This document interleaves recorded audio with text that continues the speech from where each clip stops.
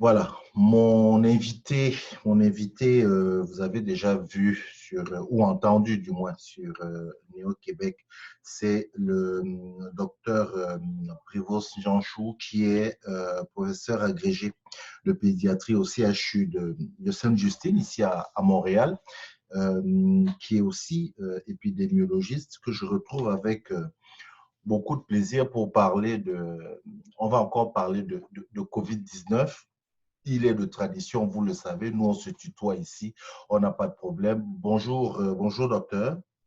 Bonjour Cyril, comment vas-tu? Ben, moi, je vais bien, je suis confiné, mais je continue de travailler et j'imagine Confiné dans la aussi, joie.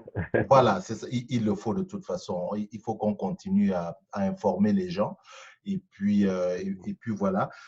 Non, j'ai souhaité qu'on se parle d'un projet sur lequel tu as travaillé, tu travailles, tu vas encore travailler. Mais avant, c'est un projet de recherche. Mais avant qu'on ne parle de ce projet, je veux rapidement, la dernière fois qu'on s'est parlé, on terminait notre entrevue avec ce médicament, entre guillemets, L'hydroxychloroquine, voilà, absolument. fameuse chloroquine, puisque Ouais, juste au moment où toi, tu étais en train de dire qu'il fallait faire attention, il y a le président américain Donald Trump qui disait, qui annonçait. On exact. sait que ça a évolué pas mal, ça fait beaucoup de grands débats dans votre De buzz. corporation. Hein. Exactement, ça a fait beaucoup de débats au sein des associations médicales. Mhm, On a vu en France, ça a été jusqu'à la mise sur pied d'un décret qui a donné la possibilité aux médecins français d'utiliser la molécule hydroxychloroquine dans un cadre hospitalier. Il y a eu l'équipe marseillaise, le professeur Raoul, qui a continué à l'utiliser en association avec l'azithromycine dans, euh, dans une phase d'études ouvertes qui actuellement inclut plusieurs centaines de patients. Je pense qu'ils ont dépassé 2000 patients. Il y a eu aussi la poursuite de l'étude Discovery, qui est cette grosse étude européenne qui a plusieurs bras, dont un des bras comprend donc l'hydroxychloroquine. Il y a eu aussi des informations rapportées par les médecins et soignants français qui, dans le cadre de cette étude, éprouvent des difficultés à inclure des patients parce que, comme vous le voyez aisément, beaucoup de patients, par la médiatisation de l'information, ils ne veulent pas être dans d'autres bras de l'étude. Donc, ça crée tout un aspect éthique un peu complexe, mais les résultats actuels ont aussi donné lieu à d'autres papiers qui ont été publiés. Donc, une étude chinoise de 30 patients mhm. qui a été publiée, ça c'était troisième semaine de mars. Et tout récemment est sorti hier un nouveau papier chinois de 62 patients qui n'avaient pas de bras. Il y avait un bras contrôle, mais le bras contrôle était ouvert. Donc, c'était ce qu'on appelle standard of care. Donc, toutes ces données-là sont en train de s'accumuler et c'est sûr qu'il va y avoir un moment donné, la science va apporter des choses, mais c'est important qu'on revienne toujours sur le message que j'avais martelé lors de notre première rencontre, pas d'automédication, parce que L'automédication, toujours dans cette effectivement. période, effectivement, il y a eu des cas rapportés de personnes au Nigeria. Il y a eu plusieurs cas rapportés de coma par surdosage involontaire de Au patients qui Nigeria, ont pris au Nigeria, au mhm. Cameroun aussi. J'ai des collègues qui m'ont rapporté des cas. Il y a eu des cas de patients qui, en France, sont des cas de décès qui sont en cours d'investigation, Mhm. probablement en lien avec cette prise aussi. Il y a eu des effets secondaires aussi rapportés. Donc, la consigne actuelle, c'est de garder ce traitement dans un cadre de suivi médical parce qu'il faut quand même rappeler qu'il faut faire un électrocardiogramme avant et après le traitement. Il faut vérifier qu'il n'y ait pas de hypokaliémie, donc c'est le taux de potassium. Et il faut vérifier qu'il n'y ait pas de contre-indication parce qu'il y a des médicaments en association qui peuvent donner une anomalie du rythme cardiaque. Et c'est ça qu'on appelle torsade de pointe et ça peut donner un arrêt cardiaque. Tout à fait. Toutes ces Espérons mesures de juste. précaution. Mm.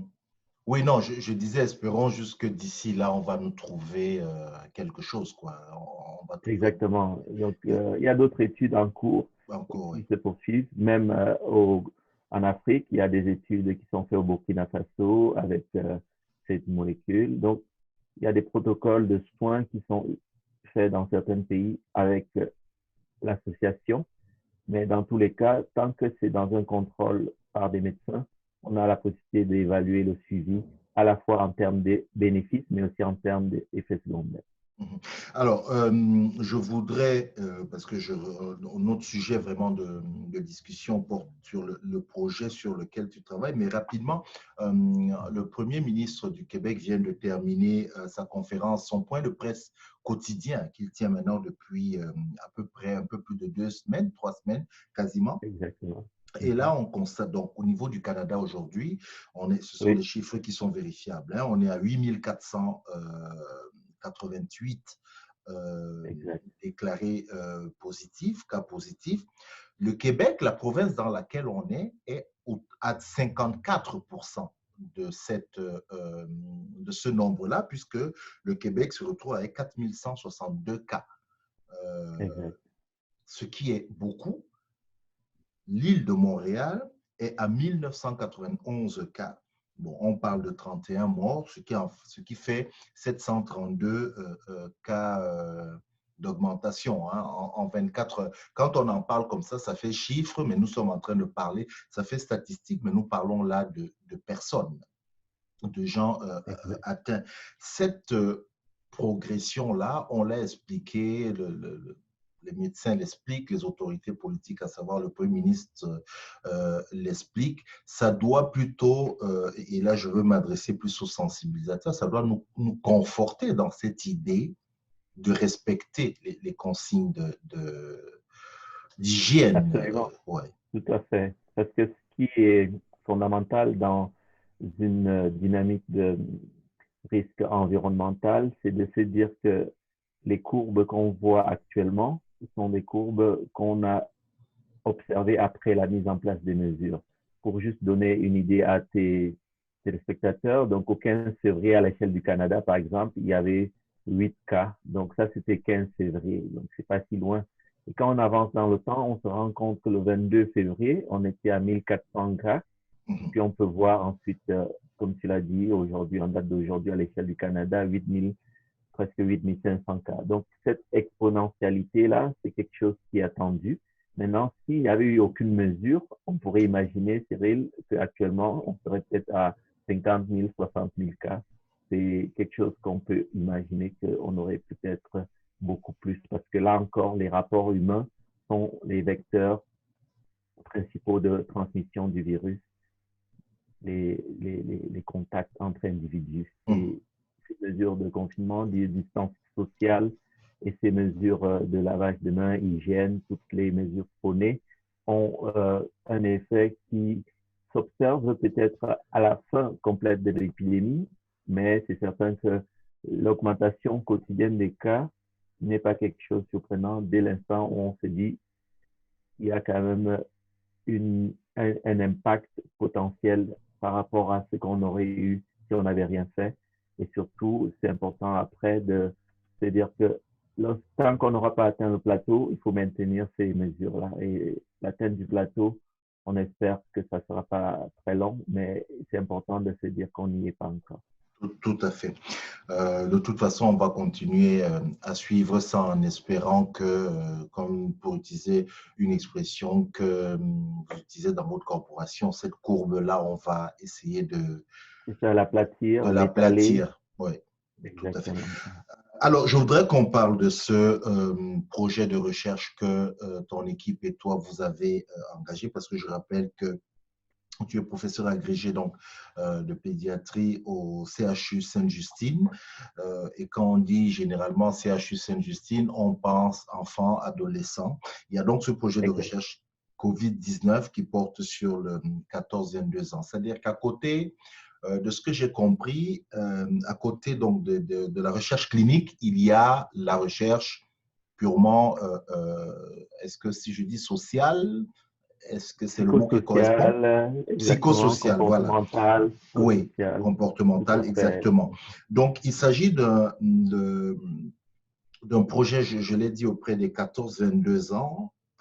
Alors, il y a trois axes, et puis on va décliner un peu en détail les trois axes pour Exact. évaluer les connaissances qu'on a sur Mhm. COVID-19 auprès de ces adolescents-là, pour mieux comprendre l'impact et les besoins actuels, et troisièmement, pour déterminer les défis de ces adolescents qui vivent avec ou sans maladie chronique. Alors, je veux commencer par le début. D'abord, le projet est né comment? D'où vient l'idée? C'est-à-dire que, En fait, est-ce le que projet est le né d'un COVID-19 constat. apparaît, puis tu te dis, hop, on va sauter dessus? Exact. Non, en fait, le projet est né d'un constat, le constat que en faisant un peu des conférences auprès des personnes dans l'entourage, en répondant aux questions par des messages de proches ou d'autres amis, je me suis rendu compte que ce qu'on pense que les personnes perçoivent n'est pas forcément ce qui est la réalité. Et toutes les démarches qui sont prises de communication sont des démarches de multiples sources et au final, dans un contexte où ce risque environnemental est un risque nouveau pour tout le monde, la perception du risque est quelque chose qui pourrait varier selon l'individu. C'est Mhm. dans ce contexte-là que, en ayant aussi observé les comportements comme on l'a vu au Stade de France, des supporters qui venaient observer un match alors qu'il y avait déjà une démarche de euh, d'isolement, de distanciation sociale, ou en discutant avec certains parents qui me disaient que leurs ados ne respectent pas les mesures, ils se retrouvent entre eux dans les parcs où ils vont se rendre visite les uns chez les autres. C'est à partir de tout ça que je me suis dit, ça va être important d'aider par des messages de communication, d'aider par des outils éducatifs.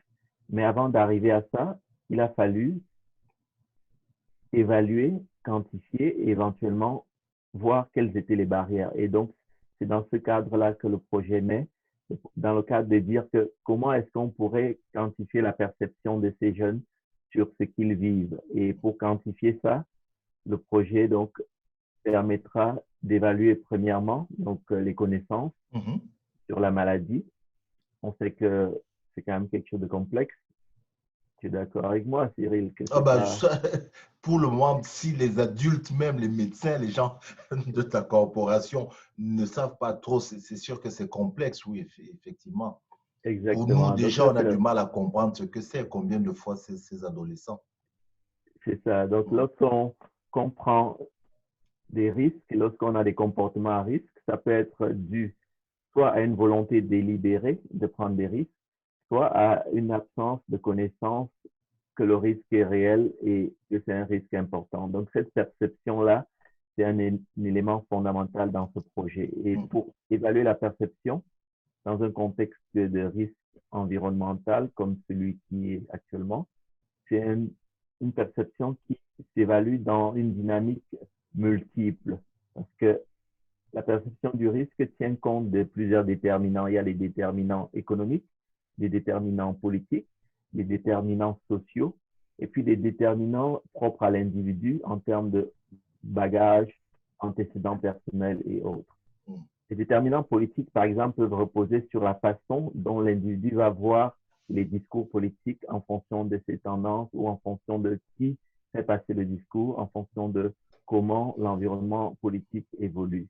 OK. On peut avoir, par exemple, une tendance dans quelques situations de vouloir affronter le système parce qu'on se rebeller en quelque sorte. Donc, Oui, dans un esprit de rébellion face au système.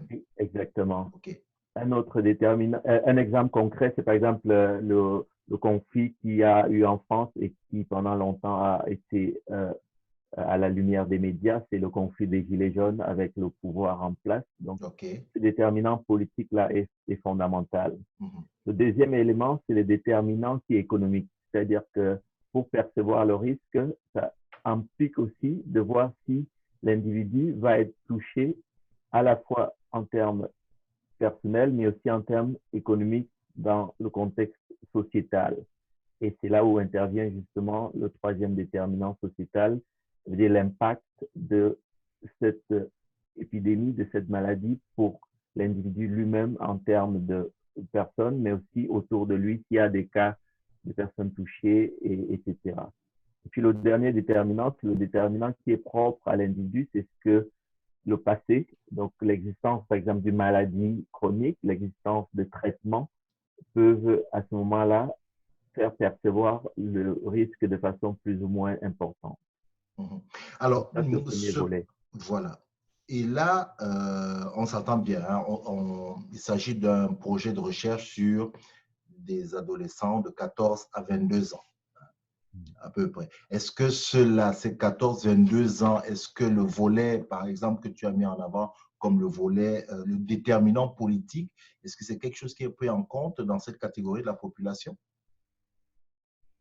C'est pas forcément un élément prédominant, mais Hum, ce qui est important dans ce projet, c'est qu'on va évaluer de façon globale tous ces éléments par des questions qui, au travers du questionnaire, permettront de voir quelles sont leurs perceptions et voir les facteurs qui sont associés à cette à perception. cette perception-là. Donc, D'accord. donc Donc, la grille des questionnaires va inclure plusieurs dimensions qu'on va explorer.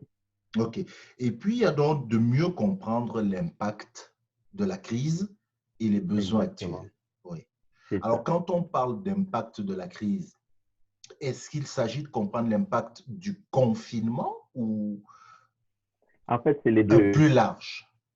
C'est les deux. Il y a l'impact de la crise en termes de comment ça impacte leur façon d'être, leur façon d'agir.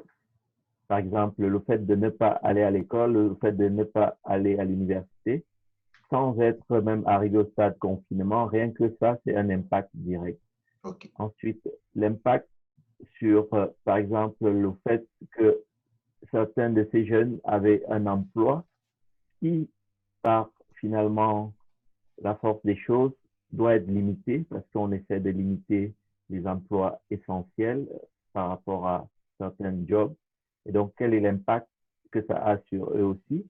Et Mhm. troisièmement, l'impact pour ceux qui étaient malades sur, par exemple, le fait qu'on a fait, depuis le début de cette période de confinement, on a mis sur pied, pas seulement au Québec, pas seulement à Montréal, mais à l'échelle du Canada, dans beaucoup de centres, des systèmes de suivi par télémédecine pour les patients relativement stables. Donc ça, c'est aussi un impact parce qu'on a accès aux soins de façon un peu inhabituelle pour des jeunes qui étaient avec des maladies chroniques. Ensuite, il y a l'impact du confinement. Donc, dans le contexte de l'impact du confinement, on va voir ici la possibilité pour ces jeunes et ces jeunes adultes de ne pas pouvoir trouver une façon de s'épanouir comme il le faisait. On ne voit plus ses amis, on ne part plus dans les gyms, on ne part plus en discothèque pour ceux qui aimaient y aller, on ne fréquente plus éventuellement sa petite copine, son petit copain, sa blonde ou son chum, Mhm. et on ne voit plus les grands-parents et on ne peut même pas aller voir les voisins. Parfois, lorsqu'on habite dans un cadre de vie où on a accès à peut-être une cour à l'arrière de la maison ou un parc, on peut encore profiter de cette possibilité d'aller faire une marche, revenir. Mais quand on habite parfois dans une tour, un immeuble, où on n'a pas forcément les mêmes commodités, donc C'est pas évident du tout. l'environnement géographique joue. Il joue énormément, effectivement. Il joue. Exactement. Donc c'est là où on va voir que dans ce projet, la notion de walkability va aussi intervenir puisqu'on va évaluer par rapport au code postal, au lieu de vie, l'impact que ça a sur à la fois la perception, mais aussi sur le vécu, la façon de supporter cette pandémie et ce confinement. Tout Et à puis, il y fait. a finalement, la dernière chose, c'est Ouais. aussi l'impact en termes de santé. Est-ce qu'il y a des cas malades dans la famille? Est-ce qu'il y a des cas de décès dans la famille? Ça aussi, on va l'évaluer. La question que j'ai envie de te poser, docteur, c'est quel est l'intérêt? Quel est L'intérêt, l'intérêt de cette recherche-là? exact. L'intérêt a deux, et de façon double. Le premier intérêt, c'est déjà de pouvoir évaluer quel est l'état actuel de ces jeunes parce que c'est quelque chose d'unique.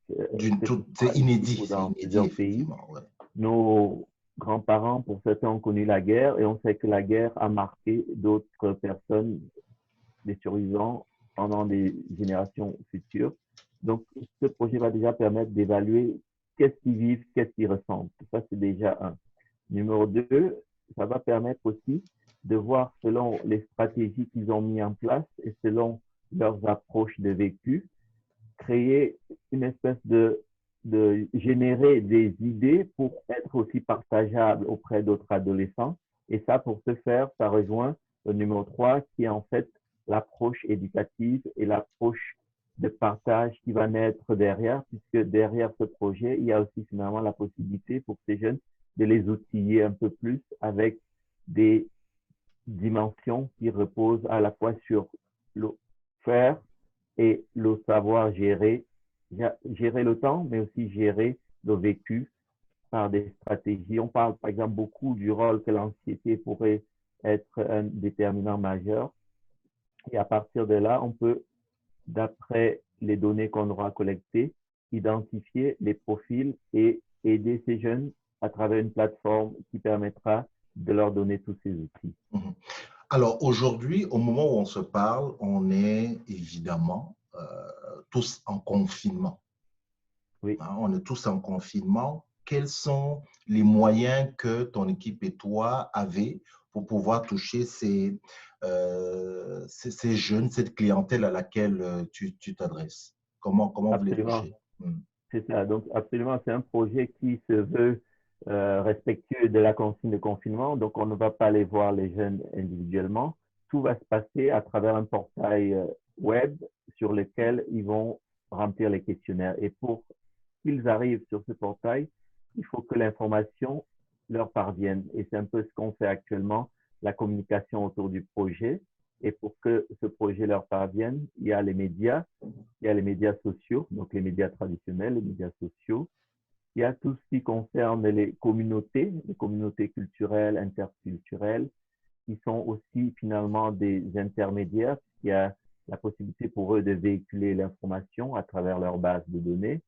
Il y a les écoles et les universités, les cégeps, qui sont aussi des vecteurs, puisqu'ils ont déjà cette pratique d'envoyer de l'information par rapport à la pandémie à ces sujets. Il y a aussi les groupes religieux qui peuvent aussi être des vecteurs pour transmettre l'information. Et puis finalement, on pense aussi inclure dans ce projet les commissions scolaires qui, là aussi, ont accès à ces jeunes à travers des mailing lists, etc.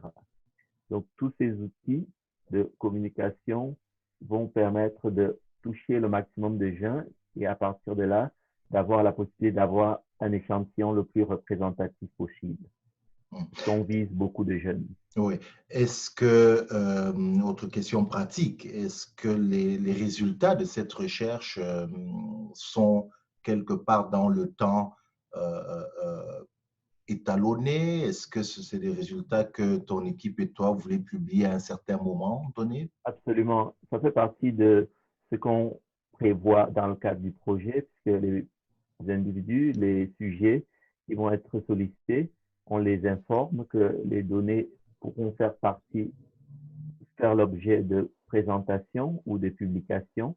Et ces projets de présentation-publication permettront finalement de générer des connaissances qui sont utiles, parce que là, on parle d'un risque environnemental aigu, mais on a d'autres risques environnementaux qui sont liés, par exemple, à la pollution, qui sont liés à des risques de catastrophes naturelles, une inondation ou d'autres risques qui peuvent générer autant de stress ou d'incertitude au jour à jour. Et ces connaissances qu'on va générer permettront d'être utiles pour d'autres situations. Le deuxième élément, c'est à partir de ce projet, on pourra également, en évaluant ce qu'on a recueilli, en mettant en place des stratégies pour accompagner les jeunes, on pourra ensuite, dans une troisième phase, évaluer l'impact de ces stratégies sur, finalement, la possibilité pour eux de traverser ce long tunnel qu'on est en train de vivre et d'en sortir avec finalement moins de dégâts, moins de séquelles par rapport à cet accompagnement et c'est aussi un bénéfice qui est prévu dans le cadre de ce projet sur la cohorte qui va avoir accès à tous ces outils éducatifs qui est ouvert pour tous et qui permettra pour nous d'être évaluables. C'est important en recherche de pouvoir quantifier, évaluer les actions parce que toute stratégie doit être évaluée pour permettre d'ajuster éventuellement. D'accord. Je voudrais qu'on termine. De toute façon, on va mettre tous les liens justement où les gens doivent s'inscrire pour pouvoir accéder au formulaire et toutes les différentes informations pour remplir le formulaire, pour vous le faire parvenir à ton équipe et toi. On va mettre tous ces liens-là puisqu'on est dans ce travail de vulgarisation. Je sors de là, je voudrais profiter parce que je n'ai pas eu l'occasion de te poser la question. Là, on est dans la recherche, mais dans la pratique quotidienne, comment tu fais avec tes clients, tes patients en ce moment? Comment ça se passe? Oui, effectivement, on est à Sainte-Justine, un centre spécialisé. Donc, nous, dans l'unité, on s'occupe des enfants et adolescents qui ont des maladies digestives ou hépatiques et certains des problèmes nutritionnels. Donc, ça, ce sont en fait le gros de notre activité. Et ce qui a changé depuis le début de cette pandémie, c'est trois choses. La première chose, c'est le fait que les patients les moins symptomatiques, donc ceux qui sont stables par rapport à leur maladie, on évite de les faire venir en suivi. Donc, chaque jour, nous passons du temps à faire de la consultation téléphonique pour évaluer les symptômes, faire un suivi pour ceux qui avaient rendez-vous. Et ça, c'est un bénéfice à la fois pour les patients parce que ça évite de les mettre en situation de risque, mais aussi pour finalement nous parce qu'on peut quand même arriver à faire le suivi de ces malades. Donc, ça, c'est une possibilité, suivi téléphonique ou visioconférence. Deuxième chose qui a changé, c'est les hospitalisations par rapport à l'unité où les patients sont dans les lits. On a essayé au minimum de garder des patients hospitalisés parce qu'il a fallu faire de la place un peu dans l'hôpital pour les patients COVID. Et ces patients COVID, comme on l'a vu sur les courbes épidémiques, ils peuvent arriver à tout moment et l'épidémie progresse. Donc, il faut libérer de l'espace. C'est ça. Au début, c'est troublant d'avoir des lits vides, mais on dit aux gens de ne pas venir être hospitalisés.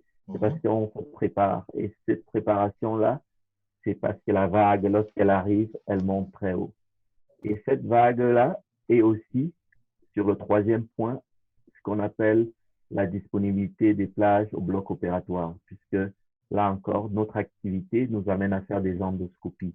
Donc, c'est la caméra qu'on va voir dans l'intestin, la gastroscopie par le haut ou la coloscopie par le bas. Donc, il a fallu que nous faisions aussi un petit ménage dans les plages de gastroscopie ou de coloscopie pour ne garder que les procédures très urgentes afin que le bloc opératoire, l'équipe du bloc opératoire soit aussi à même d'accueillir ces patients qui ont besoin de soins parce qu'on le sait que dans un contexte d'un patient avec COVID, le temps autour de ces patients avec les préparations nécessaires, l'isolement, l'équipement est important. Donc, il a fallu aussi que nous libérions du temps pour ces patients en ne gardant que les procédures urgentes. Donc, ça a changé beaucoup sur ces trois dimensions. Sur ces trois dimensions-là. C'était important aussi de savoir comment vous travaillez aujourd'hui.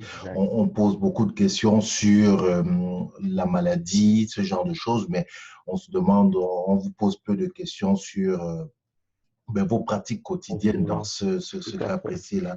Et c'est toujours bon, à savoir. Merci beaucoup, docteur. Je ne sais pas s'il y avait un dernier mot, mais comme j'ai dit, nous, on va mettre le lien.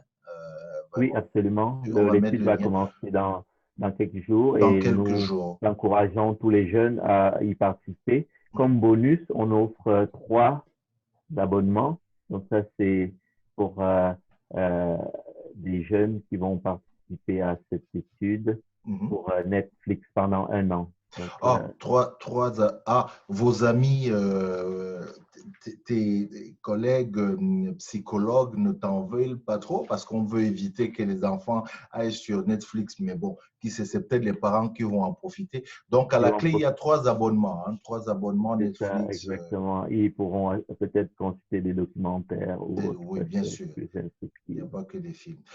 Merci beaucoup, merci beaucoup. Je sais Merci, que Cyril. Merci à toi. on n'a pas fini, Prévost, on n'a pas fini de se parler. Absolument. On Parce pourra. que c'est parti pour, comme on dit, c'est parti quand même pour une longue période. Euh, Absolument. donc, on aura toujours besoin de, je l'ai déjà dit la première fois, je vais encore le redire, on aura toujours besoin de tes éclairages, de ton expertise pour nous accompagner un peu Exact. dans cette période difficile pour tout le monde. Et Exact. puis, Et puis nous, on reste disponible par rapport à ça. On est vraiment prêt à contribuer. Tout à fait. d'accord, c'est bien noté. Merci encore et puis on se dit à bientôt. À bientôt. Merci Ah, beaucoup. ok. Merci.